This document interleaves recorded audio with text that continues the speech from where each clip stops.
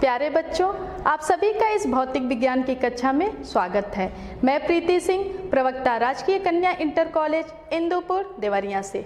बच्चों, आज हम कक्षा 11 विषय भौतिक विज्ञान का अध्याय 11 द्रव्य के तापीय गुण का भाग 3 का अध्ययन करेंगे। भाग 1 और भाग 2 का अध्ययन आपने कर लिया है। भाग 2 में हमने देखा कि जब किसी छड़ को किसी दो स्तंभ में, दृढ़ स्तंभ में उसको फिक्स किया जाता है और उसके ताप में परिवर्तन किया जाता है तो किस प्रकार उसमें तापीय प्रतिबल उत्पन्न होता है। विशिष्ट ऊष्माधारिता के बारे में हमने अध्ययन किया, उससे व्यवहारिक जो भी उदाहरण थे उसको भी देखा और समझा। विशिष्ट ऊष्माधारिता क्या होती है, एक बार और आप जान लें कि विशिष्ट ऊष्माधारिता ऊष्मा की वह मात्रा होती है जो किसी पदार्थ के एकांक द्रव्यमान के एकांक ताप में परिवर्तन के लिए उस पदार्थ द्वारा अवशोषित या बहिष्कृत की जाती है। उसके बाद हमने ऊष्मामिति के सिद्धांत को देखा और जाना कि कैसे ऊष्मा की मात्रा को मापा जाता है। उसी क्रम में आज हम भाग 3 में अवस्था परिवर्तन और गुप्त ऊष्मा के बारे में अध्ययन करेंगे। तो आइए आज हम स्टार्ट करते हैं भाग 3 कुछ दैनिक जीवन के उदाहरण से। बच्चों, आपने देखा होगा, हमेशा देखते हैं कि जब किसी कैंडल को जलाया जाता है, जैसे ही हम जलाते हैं तो क्या होता है, मोमबत्ती पिघलने लगती है। इसी प्रकार अगर कोई ग्लास है और इस ग्लास में बर्फ रखा गया है और उस बर्फ को हम देखते हैं कि धीरे धीरे वो पिघलना स्टार्ट करता है, अर्थात वो ठोस से द्रव में परिवर्तित होने लगता है। यदि किसी पैन में हम जल को गर्म कर रहे हैं और क्या होता है, थोड़ी देर बाद जल उबलने लगता है और उस पे वाष्प निकलने लगता है, अर्थात पदार्थ जो है, जो कि जल है, अब क्या हो रहा है, वाष्प में परिवर्तित हो रहा है। बच्चों, ऐसे ही हमारे दैनिक जीवन में अवस्था परिवर्तन से संबंधित बहुत सारे उदाहरण देखने को मिलते हैं जो ठोस, द्रव तथा गैस से अपनी दूसरी अवस्था में परिवर्तित होते हैं। सामान्य रूप से पदार्थ की 3 भौतिक अवस्थाएं होती हैं, ठोस, द्रव तथा गैस। ठोस, द्रव, गैस में से किसी एक अवस्था से दूसरी अवस्था में संक्रमण को बदलने को हम बोलते हैं अवस्था परिवर्तन। तो आइए हम इसको विस्तृत अध्ययन करते हैं। सबसे पहले लेते हैं ठोस से द्रव में परिवर्तन को। तो ठोस से द्रव में परिवर्तन को हम देखते हैं कि जब पदार्थ अपनी ठोस अवस्था को से वो द्रव अवस्था में परिवर्तित होता है तो इस प्रक्रिया को हम बोलते हैं गलन, यानी कि मेल्टिंग। जैसे कि बर्फ जब जल में परिवर्तित हो रहा है, जब द्रव अवस्था से कोई पदार्थ ठोस अवस्था में परिवर्तित हो रहा है तो इसे बोलते हैं संगलन, यानी कि फ्यूजन। बच्चों, अभी ये बात थी ठोस और द्रव अवस्था की। हम बात करते हैं द्रव से गैस में परिवर्तन की। तो जब पदार्थ द्रव अवस्था से गैस अवस्था में परिवर्तित होता है तो इस अवस्था परिवर्तन को हम बोलते हैं वाष्पन, यानी कि वेपोराइजेशन। जैसे कि जल वाष्प में परिवर्तित होता है, वाष्प अवस्था में परिवर्तित होता है, उसी प्रकार जब गैस द्रव अवस्था में परिवर्तित होती है तो उस प्रोसेस को हम बोलते हैं द्रवण। बच्चों, आपने देखा होगा कि जब कोई बर्फ है और उसका हम टेम्परेचर बढ़ाते जाते हैं तो वो पहले द्रव अवस्था में आता है, फिर गैस अवस्था में जाता है। लेकिन कुछ पदार्थ ऐसे भी हैं जो डायरेक्ट ठोस अवस्था से गैस अवस्था में परिवर्तित होते हैं, जैसे कि आयोडीन है, नौशादर है। और इस प्रोसेस को जो पदार्थ जो ठोस से गैस अवस्था में डायरेक्ट परिवर्तित होते हैं तो इस प्रोसेस को हम बोलते हैं ऊर्ध्वपातन या सब्लिमेशन। और गैस अवस्था से डायरेक्ट ठोस अवस्था में संक्रमण को हम बोलते हैं निक्षेपण या डिपोजिशन। तो बच्चों, ये अवस्था परिवर्तन तभी संभव है जब पदार्थ का उसके परिवेश के बीच में ऊष्मा का विनिमय हो, अर्थात ऊष्मा का आदान प्रदान हो पदार्थ तथा उसके परिवेश के बीच। बच्चों, आइए हम देखते हैं गलनांक। गलनांक क्या होता है कि वह ताप जिस पर किसी पदार्थ की ठोस तथा द्रव अवस्थाएं परस्पर तापीय साम्य में होती हैं। ये किसी पदार्थ का अभिलक्षण होता है और ये दाब के अनुसार ये बढ़ता और घटता है। मानक वायुमंडलीय दाब पर किसी पदार्थ के गलनांक को प्रसामान्य गलनांक कहते हैं। जब भी ठोस से द्रव अवस्था में परिवर्तन होता है तो यदि पदार्थ का आयतन बढ़ता है। तो उस केस में क्या होता है, आयतन में जब वृद्धि होगी, जब ठोस से द्रव अवस्था में परिवर्तन हो रहा है तो दाब बढ़ाने पे गलनांक बढ़ता है। जैसे कि मोम है, सल्फर है, जब वो ठोस अवस्था से द्रव अवस्था में परिवर्तित होते हैं तो उसका आयतन बढ़ता है और उस समय दाब बढ़ाने पे उनका गलनांक बढ़ जाता है। इसी प्रकार जब पदार्थ ठोस अवस्था से द्रव अवस्था में परिवर्तित होता है तो उसके आयतन में यदि कमी होती है, जैसे कि जल, बर्फ जब जल में परिवर्तित होता है तो उसका आयतन कम हो जाता है। तो जब आयतन में कमी होती है, ऐसे पदार्थ जो कि ठोस से द्रव अवस्था में परिवर्तित हो रहे हैं और उस समय उसका दाब बढ़ाया जाए तो गलनांक घटेगा। बच्चों आइए इसको और अच्छी तरह से एक एग्जाम्पल के द्वारा समझते हैं। मान लीजिए कोई हिम शिला है, आइस स्लैब है, उस पे एक धातु का तार इस तरह लटकाया और उसमें 5-5 केजी वेट लटका दिया, 5 केजी दोनों साइड लटका दिए। जैसे ही वो लटकाएंगे थोड़ी देर बाद क्या होगा, ये तार इस शिला को के पार चला जाएगा, शिला के पार चला जाएगा, लेकिन शिला विभक्त नहीं होता है। तो ऐसा क्यों होता है बच्चों? ऐसा इसलिए होता है कि जैसे ही इस तार को वेट सहित इस पे रखा जाएगा, ये 5-5 केजी वेट लटकाते हुए, तो यहाँ पे प्रेशर बढ़ेगा। प्रेशर बढ़ेगा तो बर्फ का जो गलनांक है वो घट जाएगा और गलनांक घटेगा तो ये क्या होगा, यहाँ पे ये पानी बन जाएगा, द्रव अवस्था में आएगा और ये नीचे जाएगा। जैसे ही ये नीचे जाएगा ऊपर का प्रेशर कम हो जाएगा, गलनांक बढ़ जाएगा, वहाँ पे आइस लेयर बन जाएगा। यही प्रक्रिया हर लेयर में होती जाएगी और ये क्या हो जाएगा, ये तार बाहर निकल जाएगा, लेकिन ये बर्फ का शिला अलग नहीं होता है। बच्चों इस क्रिया को पुनर्हिमायन भी कहते हैं। यहाँ पे पुनर्हिमायन क्रिया होती है क्योंकि पुनर्हिमायन क्रिया क्या होती है, रेगुलेशन प्रोसेस, कि उसमें अगर 2 बर्फ के टुकड़े हैं और उसको दबाइए तो कुछ देर बाद वो जुड़ जाते हैं। तो इस प्रकार हम देखते हैं दाब और गलनांक में क्या संबंध है। बच्चों आइए हम क्वथनांक जानते हैं क्या होता है, कि वह ताप जिस पर किसी पदार्थ की द्रव तथा गैस अवस्थाएं परस्पर तापीय साम्य में होती हैं, पदार्थ का क्वथनांक कहलाता है।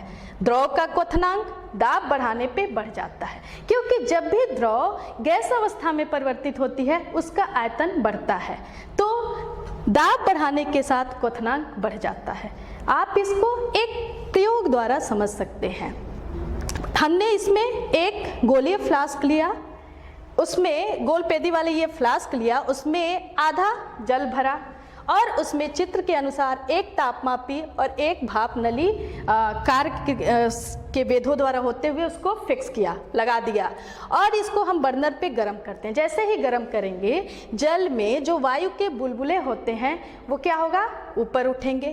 कुछ समय बाद पेदी में भाप बन के जो जलवाष्प होगा, भाप होगा, वो भी बुलबुलों के रूप में ऊपर जाएगा और ऊपर ये शीतल जल के पास आते ही वो संघनित होकर लुप्त हो जाएगा। इस प्रकार जब 100 डिग्री सेल्सियस होगा इसमें ये पानी बॉयल होने लगता है और उसमें वाष्प बनना शुरू हो जाता है, भाप निकलना शुरू हो जाता है, लेकिन भाप ये फ्लास्क में नहीं दिखेगा। जैसे ही भाप निकलना शुरू होता है नली के बाहर क्या होता है कि वो संघनित होके जल वाष्प के रूप में वो यहाँ पे धुंध के रूप में दिखाई देते हैं। बच्चों उस समय यदि इस नली को बंद कर दिया जाए, हम उस समय यदि नली को बंद करते हैं तो क्या होता है कि प्रेशर अंदर बढ़ जाता है। फ्लास्क का प्रेशर जैसे ही बढ़ेगा ये क्वथनांक बढ़ जाएगा और जो वो पानी बॉयल हो रहा था वो रुक जाएगा। अब इसको क्वथन प्रक्रिया होने के लिए इसे और उष्मा की आवश्यकता होगी। तो इस प्रकार हमने देखा कि प्रेशर बढ़ने के साथ क्वथनांक क्या हो जा रहा है, दाब बढ़ने के साथ बढ़ रहा है। लेकिन अब इस फ्लास्क को हम बर्नर ऑफ करके उसको उतार के उसको ठंडा करते हैं लगभग 80 डिग्री सेल्सियस तक, 80 डिग्री सेल्सियस तक, और फिर ये तापमापी और भाप नली हटा के उसको हम क्या करते हैं, वायुरोधी कारक से बंद कर देते हैं और स्टैंड पे उल्टा कर देते हैं और ऊपर से हिम शीतलित जल डालते हैं। जैसे ही हिम शीतलित जल डालेंगे जो इसके अंदर जल वाष्प था वो संघनित होगा और ये जल के ऊपरी सतह पे प्रेशर को कम कर देगा और हम देखेंगे कि फिर से ये इसमें क्वथन प्रक्रिया शुरू हो जाती है, अर्थात इसका क्वथनांक कम हो जाता है। कहने का मतलब है कि इसमें प्रेशर घटने के साथ क्वथनांक कम हो रहा है। आइए देखते हैं ट्रिपल पॉइंट क्या होता है। इसके लिए आप देखिए कि जब भी किसी पदार्थ का प्रेशर और टेम्परेचर के बीच में ग्राफ प्लॉट किया जाता है तो उसे हम बोलते हैं पीटी ग्राफ या प्रावस्था आरेख या प्रेशर टेम्परेचर मतलब दाब ताप आरेख। यहाँ पे जल तथा CO2 के लिए दाब प्रावस्था आरेख दिखाया गया है। अगर हम देखते हैं इससे ये जो पीटी तल का जो क्षेत्र है 3 क्षेत्रों में डिवाइड है, ठोस, द्रव और वाष्प यानी गैस क्षेत्र में। यदि ये तीनों क्षेत्र को, इन तीनों क्षेत्रों को यहाँ से देखिए BO ऊर्ध्वपातन कर्व OC, ये है वाष्पन वक्र और ये है OA संगलन वक्र से विभाजित किया गया है। ऊर्ध्वपातन वक्र BO का प्रत्येक बिंदु उस अवस्था को निरूपित करता है कि जिसमें गैस और ठोस अवस्था सहवर्ती होते हैं, को एग्जिस्ट करते हैं। OC वाष्पन वक्र जो है पे स्थित प्रत्येक बिंदु उस अवस्था को निरूपित करता है जिसमें गैस तथा द्रव को एग्जिस्ट करते हैं, सहवर्ती होते हैं। और OA जो होता है जो संगलन वक्र है उस पे स्थित प्रत्येक बिंदु द्रव तथा ठोस के उस अवस्था को निरूपित करते हैं जिसमें ठोस तथा द्रव को एग्जिस्ट करता है। बच्चों ये आप ग्राफ से देख लीजिए, इस पॉइंट पे जो प्रेशर है और टेम्परेचर है, जहाँ पे जो तीनों वक्र हैं, संगलन वक्र है, ऊर्ध्वपातन वक्र है और वाष्पन वक्र है, तीनों मिलते हैं। इस दाब और ताप को ट्रिक पॉइंट कहते हैं। तो ट्रिक पॉइंट क्या हो गया? वह ताप तथा दाब जिस पर संगलन वक्र, वाष्पन वक्र तथा ऊर्ध्वपातन वक्र मिलते हैं तथा किसी पदार्थ की तीनों प्रावस्थाएं सहवर्ती होती हैं, उस पदार्थ का त्रिक बिंदु कहलाता है। जल का त्रिक बिंदु टेम्परेचर है 0.01 डिग्री सेल्सियस यानी कि 273.16 केल्विन और यहाँ पे जो प्रेशर होता है वो होता है 6.11 इंटू 10⁻³ पास्कल। तो इस प्रकार जल तथा CO2 के लिए ये दाब ताप प्रावस्था आरेख है और आप इस त्रिक बिंदु को समझ गए होंगे। बच्चों आइए, अभी आपने अवस्था परिवर्तन देखा, अब उस पे एक हम सिंपल सा प्रयोग करते हैं। आपने देखा भी होगा कि जब भी कोई बर्फ से भरा अगर कोई कंटेनर रहता है और धीरे धीरे वो बर्फ गलना स्टार्ट करती है, तो हम एक बीकर में एक आइस क्यूब लेते हैं बहुत सारे और उसको बर्नर पे रखते हैं और उसमें तापमापी लगाते हैं टेम्परेचर मेजर करने के लिए। जब हम इसको जलाते हैं तो क्या होगा, इसमें से ये जो बर्फ है वो धीरे धीरे गलना प्रारंभ करेंगी। जब ये गलेंगी तो हम देखेंगे उस समय टेम्परेचर नहीं बढ़ता है। और कब तक नहीं बढ़ता है? जब तक कि इसमें एक भी बर्फ का टुकड़ा होगा, बर्फ आइस क्यूब होगा। अर्थात अवस्था परिवर्तन जब तक बर्फ से जल में परिवर्तन हो रहा है तब तक क्या होगा, इसके टेम्परेचर में कोई परिवर्तन नहीं होता है। जैसे यहाँ देखिए, इसके टेम्परेचर में कोई परिवर्तन नहीं होगा। जैसे ही ये पूरा जल में परिवर्तित हो जाएगा तो क्या होगा, टेम्परेचर बढ़ना शुरू होता है। और उसको अगर हम समय और ताप के साथ ये ग्राफ प्लॉट करें तो कुछ इस प्रकार होगा। जैसे ही ये द्रव में परिवर्तित हो जाएगा अब इसका टेम्परेचर बढ़ेगा। फिर जब ये वाष्प अवस्था में परिवर्तित होगा, उबलने लगेगा, तो इसके टेम्परेचर में कोई परिवर्तन नहीं होता है। तो अब ये प्रश्न उठता है कि ये जो ऊष्मा दी जा रही है, लगातार हम जो इसको दिए जा रहे हैं, उसके टेम्परेचर में अवस्था परिवर्तन के समय अगर वृद्धि नहीं हो रही है तो ये ऊष्मा जाती कहाँ है? तो ये ऊष्मा जो होती है पदार्थ के आणविक बल के विरुद्ध कार्य करने में व्यय होती है और इस प्रकार ये अणुओं की गतिज ऊर्जा को नहीं बढ़ाती बल्कि उसकी स्थिति ऊर्जा को बढ़ाती है और उसका टेम्परेचर में कोई इंक्रीजमेंट, कोई परिवर्तन नहीं होता है। तो और इस ऊष्मा को ही हम बोलते हैं गुप्त ऊष्मा। तो देखिए, आइए देखते हैं गुप्त ऊष्मा क्या होता है, लेटेंट हीट क्या होता है। नियत ताप पर किसी वस्तु के एकांक द्रव्यमान की अवस्था बदलने के लिए आवश्यक ऊष्मा वस्तु के पदार्थ की गुप्त ऊष्मा कहलाती है और इसे L से प्रदर्शित करते हैं। यदि वस्तु के m द्रव्यमान की अवस्था परिवर्तन करने के लिए आवश्यक ऊष्मा Q हो तो Q is equal to M into capital L। तो L इजकल टू क्या हो जाएगा, Q बाई M। यहाँ से आप देखेंगे कि गुप्त ऊष्मा का SI मात्रक होता है जूल प्रति किलोग्राम तथा इसका विमीय सूत्र होता है L स्क्वायर T⁻⁻²। बच्चों, अभी आपने पीछे जो हम प्रयोग किए उसमें देखा कि जब एक केस था कि ठोस से द्रव अवस्था में परिवर्तित हो रही थी, तो उस समय जो गुप्त ऊष्मा होगी उसे हम बोलते हैं संगलन की गुप्त ऊष्मा।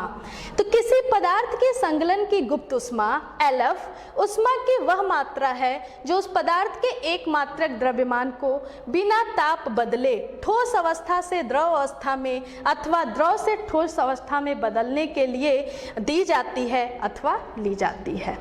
दूसरा केस था कि जब पदार्थ द्रव से गैस अवस्था में परिवर्तित होता है, या ये कह लें कि गैस से द्रव अवस्था में परिवर्तित होगा, तो उस समय जो गुप्त ऊष्मा होती है उसे हम वाष्पन की गुप्त ऊष्मा कहते हैं। गुप्त ऊष्मा दो प्रकार की होती है, एक संगलन की गुप्त ऊष्मा और एक वाष्पन की गुप्त ऊष्मा। तो वाष्पन की गुप्त ऊष्मा LV क्या होती है, इसको LV से डिनोट करते हैं। किसी पदार्थ की वाष्पन की गुप्त ऊष्मा LV ऊष्मा की वह मात्रा है जो उस पदार्थ के एक मात्रक द्रव्यमान को बिना ताप बदले द्रव अवस्था से वाष्प अवस्था में अथवा वाष्प से द्रव में बदलने के लिए दी जाती है अथवा ली जाती है। बच्चों, ये था गुप्त ऊष्मा। आइए हम गुप्त ऊष्मा अवस्था परिवर्तन को और अच्छे से समझते हैं। उसके लिए हमने जल के लिए ताप तथा ऊष्मा के बीच ये ग्राफ प्लॉट किया है। देखिए इसमें क्या होता है, आप यहाँ पे देखिए, ये जो पॉइंट है यहाँ से A तक, ये दिखाता है कि ये ठोस प्रावस्था है, अर्थात जल जब बर्फ के रूप में है, ठोस अवस्था में है।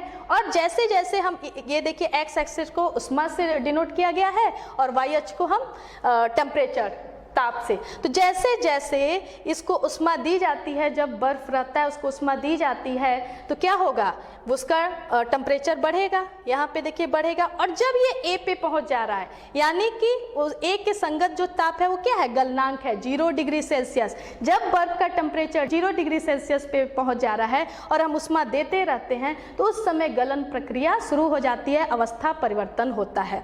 अब बर्फ से अब जल में परिवर्तन हो रहा है, अर्थात ठोस से द्रव अवस्था में परिवर्तन हो रहा है। और उस समय आप ऊष्मा देते रहिए तो इसके टेम्परेचर में कोई वृद्धि नहीं हो रही है। देखिए आप ग्राफ से देख सकते हैं, टेम्परेचर में कोई वृद्धि नहीं हो रही है। ये प्रावस्था परिवर्तन यहाँ पे हो रहा है।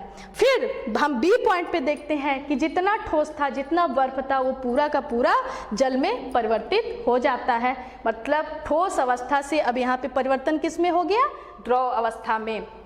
अब जैसे जैसे हम ऊष्मा बढ़ाते जाएंगे तो ये क्या हो जाएगा, अब द्रव अवस्था में इसका फिर से टेम्परेचर बढ़ता जाएगा। और ये जो BC लाइन है ये द्रव अवस्था को दिखाता है, यानी जल को दिखा रहा है। अब जब द्रव अवस्था है, ये जल को शो कर रहा है, तो क्या होता है कि जैसे जैसे इसका टेम्परेचर हम इसको ऊष्मा देते जा रहे हैं तो इसका टेम्परेचर क्या होता है, बढ़ता जा रहा है। अब जब ये C पॉइंट तक इसका टेम्परेचर पहुंच जाएगा, अर्थात C के संगत यहाँ पे जो ताप है 100 डिग्री सेल्सियस है, C के संगत जो यहाँ पे क्वथनांक है ये पॉइंट 100 डिग्री सेल्सियस है। यहाँ पे द्रव क्या होगा, उसमें क्वथन प्रक्रिया स्टार्ट होगी, उबलना स्टार्ट होगा। अब वो भाप में बदलना शुरू होगा, वाष्प अवस्था में इसका अब परिवर्तन होने लगता है। तो फिर यहाँ से C से D तक द्रव जो है वो वाष्प में परिवर्तित होती है और ऊष्मा दी जाती है, इसके टेम्परेचर में कोई परिवर्तन नहीं हो रहा है। बच्चों, अगर हम इससे और भी टेम्परेचर दें तो देखिए यहाँ पे क्या होता है कि पूरा जब ये C से D पॉइंट तक, मतलब ये पहुँच जाए, जब प्रावस्था परिवर्तन ये C से D तक हो रहा है, अर्थात जितना द्रव है वो किस अवस्था में परिवर्तित हो गया, वाष्प अवस्था में। तो इस टाइम पूरा जो द्रव है वो वाष्प में परिवर्तित हो जाएगा। और फिर से अगर हम ऊष्मा देते जाएं तो इसमें फिर से परिवर्तन होगा, ताप में ताप बढ़ता जाएगा। तो बच्चों यहाँ से आप देख सकते हैं इस पूरे ग्राफ से कि AB और CD प्रावस्था परिवर्तन को दिखा रहा है, और ये दिखा रहा है कि हम ऊष्मा देते जाए लेकिन इसके ताप में कोई परिवर्तन नहीं हो रहा है। और ये जो लाइन है ये ठोस प्रावस्था और द्रव प्रावस्था के लिए BC और ये गैस प्रावस्था के लिए, उसका आप अगर प्रवणता देखें तो सबकी अलग अलग है, अर्थात अलग अलग प्रावस्था में, अलग अलग अवस्था में जो विशिष्ट ऊष्मा धारिता भी अलग अलग होती है। बच्चों ये द्रव के लिए, जल के लिए जो संगलन की गुप्त ऊष्मा होती है वो 3.33 × 10⁵ जूल प्रति केजी होती है। कहने का मतलब 0 डिग्री सेल्सियस पे 1 किलोग्राम हम जल को ठोस से अर्थात बर्फ से जल में परिवर्तन करना है तो उसके लिए 3.33 × 10⁵ जूल की आवश्यकता होगी, और 1 किलोग्राम जल को 100 डिग्री सेल्सियस पे वाष्प में परिवर्तित करना है, भाप में परिवर्तित करना है तो उसके लिए 22.6 × 10⁵ जूल ऊष्मा की आवश्यकता होगी। कहने का अर्थ है कि 100 डिग्री सेल्सियस पे जो जल होगा और 100 डिग्री सेल्सियस पे जो भाप होगा, भाप की जो ऊष्मा होगी उस 100 डिग्री सेल्सियस के जल की ऊष्मा से 22.6 × 10⁵ जूल ऊष्मा अधिक होगा। इसलिए कहा जाता है कि भाप से जो जलन होती है उबलते हुए जल से जलन की तुलना में काफ़ी अधिक होती है।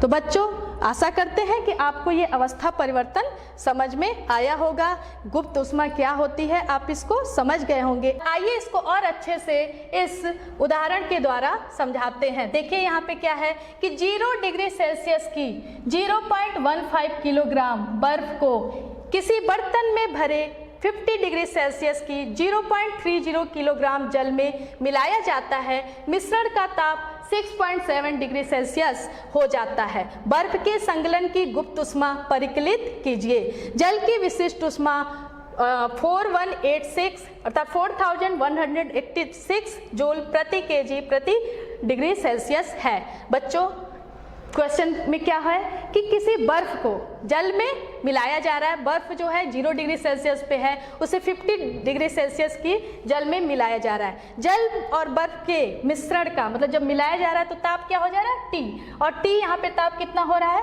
आप देखिए ये हो जा रहा है 6.7 डिग्री सेल्सियस, और जल का द्रव्यमान दिया है वहाँ पे आप देखिए प्रश्न से 0.30 kg। ऐसे ही बर्फ का द्रव्यमान Mi है वो 0.15 kg, और जल की विशिष्ट ऊष्मा Hw है ये दिया हुआ है 4186 जूल प्रति केजी प्रति डिग्री सेल्सियस। तो अब मान लीजिए बर्फ के संगलन की गुप्त ऊष्मा ये है LF। तो ये संगलन की गुप्त ऊष्मा LF कैसे होगा? तो बच्चों आप ऊष्मामिति का सिद्धांत पता है कि जो दी गई ऊष्मा होती है वो ली गई ऊष्मा के बराबर होती है। यहाँ पे जल के द्वारा जब मिश्रण बनाया जाएगा तो जल के द्वारा बर्फ को ऊष्मा प्राप्त होगी जिससे उसमें गलन होगा। तो सबसे पहले जल के द्वारा दी गई ऊष्मा हम ज्ञात कर लेते हैं। तो जल द्वारा दी गई ऊष्मा ये हो जाएगा जल द्वारा दी गई ऊष्मा MW, और ये हो जाएगा SW और डेल्टा T।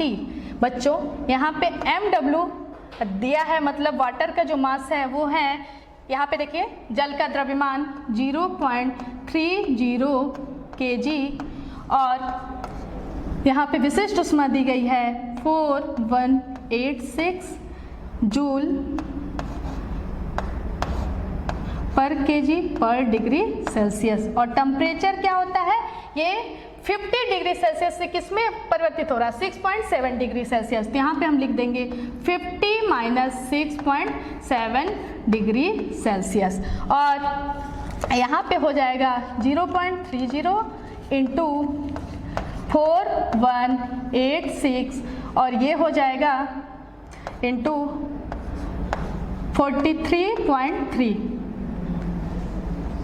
ये अब इसको हम मल्टीप्लाई करेंगे तो ये आएगा आपका 5 4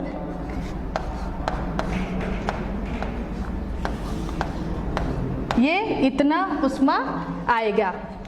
अब देखिए, अब 0 डिग्री सेल्सियस की जो बर्फ थी वो क्या होगा, अब 0 डिग्री सेल्सियस के हिमजल में परिवर्तित होगा। तो बर्फ के गलन के लिए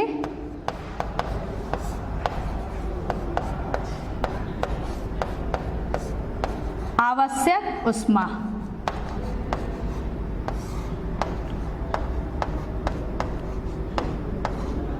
ये हो जाएगा MI इंटू LF, और MI यहाँ पे दिया गया है 0.15 kg और यहाँ पे LF।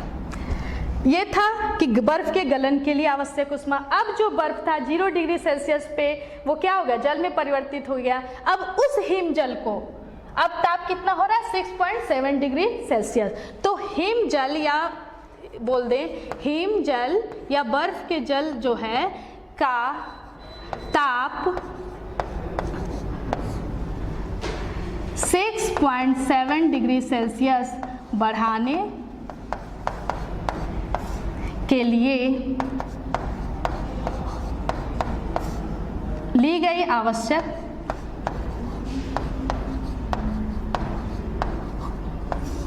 उष्मा, और ये हो जाएगा MISW इंटू डेल्टा T, और यहाँ से ये हो जाएगा MI की वैल्यू है 0.15 kg और यहाँ पे जल की विशिष्ट उष्मा है 4186 जूल प्रति kg और प्रति डिग्री सेल्सियस, और टेम्परेचर क्या हो रहा है 0 डिग्री से 6.7 डिग्री सेल्सियस हो रहा है, अर्थात उसमें जो डिफरेंस हो जाएगा 6.7 माइनस और ये हो जाएगा 0। और यहाँ पे इसको जब हम सॉल्व करेंगे तो हमें प्राप्त होता है ये 4206.93 जूल। देखिए, अब जो जल द्वारा दी गई उष्मा है अर्थात जो लुप्त उष्मा है वो उष्मा लब्धि के बराबर होगी। तो हम यहाँ से लिख सकते हैं कि उष्मामिति के सिद्धांत से दी गई उष्मा बराबर ली गई उष्मा, दी गई उष्मा बराबर ली गई उष्मा, या ये कह लें कि जो लुप्त उष्मा है वो किसके बराबर हो जाएगी, उष्मा लब्धि के। तो यहाँ से हम ये कह सकते हैं कि दी गई उष्मा बराबर ली गई उष्मा, और दी गई उष्मा टोटल कितनी थी, वो थी यहाँ से देखिए 5436.14 जूल, और यहाँ पे ली गई जो उष्मा है ये है यहाँ पे 0.15 kg है। हाँ, तो यहाँ पे देखिए 0.15